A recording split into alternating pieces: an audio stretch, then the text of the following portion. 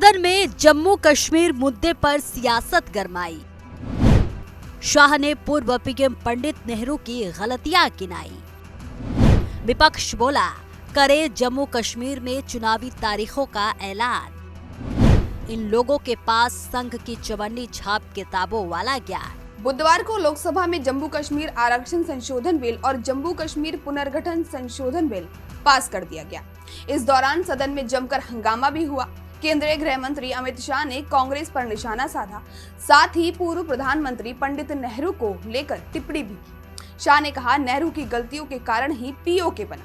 दो बड़ी गलतियां पंडित नेहरू के प्रधानमंत्री रहते हुए हुई, उनके कारण सालों तक कश्मीर को नुकसान उठाना पड़ा। केंद्रीय गृह मंत्री अमित शाह ने कहा कि पूर्व पीएम नेहरू के 2 ब्लंडर की वजह से जम्मू कश्मीर को भारी नुकसान उठाना पड़ा है। पहले गलती ये कि उन्होंने पाकिस्तान के साथ युद्ध विराम की घोषणा की। दूसरी ये कि वो जम्मू कश्मीर के मामले को संयुक्त राष्ट्र ले गए। सुनिए क्या बोले अमित शाह। एक शब्द प्रयोग पर बहुत बड़ी आपत्ति की। मैं वो शब्द प्रयोग की अनुमोदन करने के लिए आज मेरी बात कहना चाहता हूं।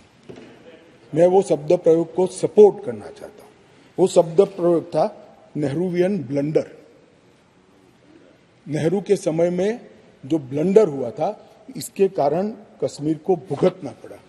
मैं मान्यवर इस सदन में खड़ा रहकर आपके आसन के सामने जिम्मेदारी के साथ कहता हूं कि 2 बड़ी गलतियां जो पंडित जवाहरलाल नेहरू के प्रधानमंत्री काल में हुई, उनके लिए गए निर्णयों से हुई।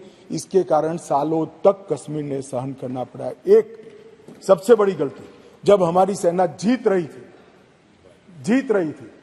पंजाब का एरिया आते ही सीज फायर कर दिया गया और पाक ऑक्यूपाई कश्मीर का जन्म हुआ। अगर सीज फायर 3 दिन लेट होता तो पाक ऑक्यूपाई कश्मीर आज भारत का हिस्सा।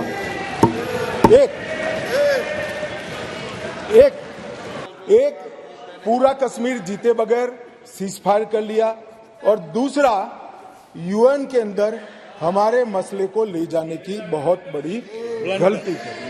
ये मिस्टेक नहीं थी, ब्लंडर था। चलिए अब आपको बताते हैं कि किन 2 ब्लंडरों की बात शाह कर रहे हैं। अमित शाह पहली गलती बताते हैं, पाकिस्तान के साथ युद्ध विराम की घोषणा। दरअसल ये जानने के लिए इतिहास के पन्नों को पलटना जरूरी है। सन 1947 में मिली आजादी और बंटवारे से पहले जम्मू कश्मीर को स्वतंत्र रियासत के तौर पर जाना जाता था, लेकिन 1947 में ही पाकिस्तान की सीमा से सटे जम्मू कश्मीर के क्षेत्र पर पाकिस्तान द्वारा जबरन कब्जा कर लिया गया। पाकिस्तान की सेना और आईएसआई उस जगह को आतंकवादी कैंपों के तौर पर इस्तेमाल करती है। इस क्षेत्र को संयुक्त राष्ट्र पाकिस्तान नियंत्रित कश्मीर या पाकिस्तान प्रशासित कश्मीर कहता है, लेकिन भारत इस क्षेत्र को पाक अधिकृत कश्मीर यानी कि पीओके कहता है। उसी दौरान 1947 और 1948 में जब भारत पाक युद्ध हो रहा था तो भारतीय सेना जीत रही थी, लेकिन पंडित नेहरू ने युद्ध विराम की घोषणा की। इस मामले में अमित शाह कहते हैं कि अगर 3 दिन बाद सीज फायर होता तो पाकिस्तान अधिकृत कश्मीर यानी पीओके आज भारत का हिस्सा होता। गृह मंत्री अमित शाह पंडित नेहरू की दूसरी गलती बताते हुए बोले कि नेहरू भारत के इस आंतरिक मुद्दे को संयुक्त राष्ट्र ले गए। शाह ने कहा कि पंडित नेहरू ने इन्हें अपनी गलती माना था, लेकिन मैं इसे ब्लंडर मानता हूँ।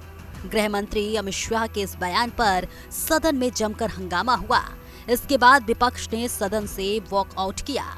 शाह की टिप्पणी के बाद विपक्ष लगातार हमलावर हो गया है।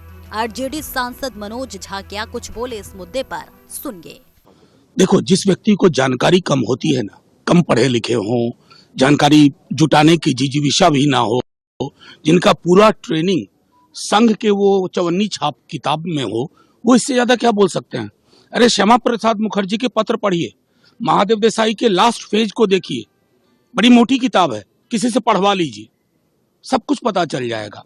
मैं तो सीधे ये मानता हूं कि अगर इतना ही नेहरू का खौफ है आज भी आपको, एक तो अपना एक डिपार्टमेंट बनाइए मोदी जी की मंत्रालय, जवाहरलाल नेहरू मंत्रालय, नंबर 1। नंबर 2, जवाहरलाल नेहरू पर एक दिन 12 घंटे की चर्चा कर लो।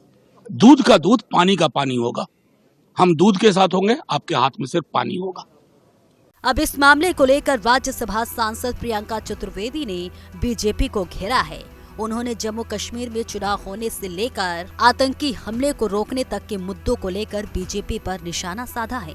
क्या कुछ बोली प्रियंका, सुनिए। देखिए, मैं बार बार यही कहूंगी, 75 साल पहले के इतिहास निकालकर और पंडित जवाहरलाल नेहरू को कोस कर आज भारतीय जनता पार्टी ने बहुमत वाली सरकार बनाई है। जब बहुमत वाली सरकार बनी थी और धारा 370 हटाई गई थी, कहा था उन्होंने इतिहास रचा है। तो इतिहास जो रचने आए हैं वो अब तक ये जवाब नहीं दे पा रहे हैं कि अब तक जम्मू और कश्मीर में चुनाव क्यों नहीं हुए। वो ये जवाब नहीं दे पा रहे हैं कि आतंकी हमले जो खत्म करने का वादा किया था देश की जनता के साथ और लाल लाल आंख पाकिस्तान को दिखाएंगे, उसकी बातें हुई थी, वो आज तक क्यों नहीं हो पाया है। ये नहीं बता पा रहे हैं कि कश्मीरी पंडित भाई बहन जो कह रहे थे कि सब लौट कर आएंगे 370 हटने के बाद, आज तक आप उनको सुरक्षित माहौल नहीं दे पा रहे हैं। मैं खुद जम्मू गई थी जब कश्मीर से सारे कश्मीरी पंडित फिर से उनका पलायन हो रहा था और टारगेटेड किलिंग हो रही थी।